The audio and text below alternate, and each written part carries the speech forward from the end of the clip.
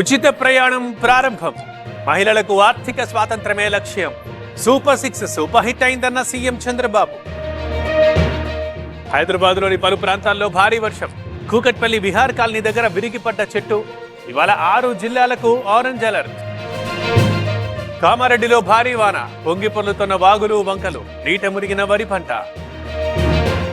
నిండు కుండల నాగార్జున సాగర్ 14 గేట్లు ఎత్తి నీటి విడుదల.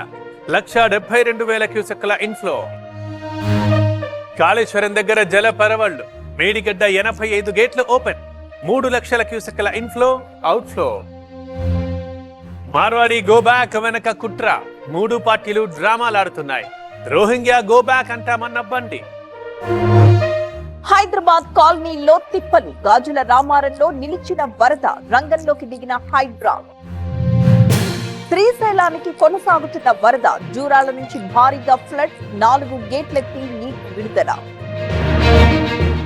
శ్రీరామ్ సాగర్ లో పెరిగిన నీటి మట్టం.